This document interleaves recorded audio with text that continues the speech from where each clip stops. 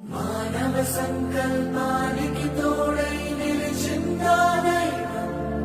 సాహో అనే ప్రపంచము తన నమ్మకమే తన ఆయుధమై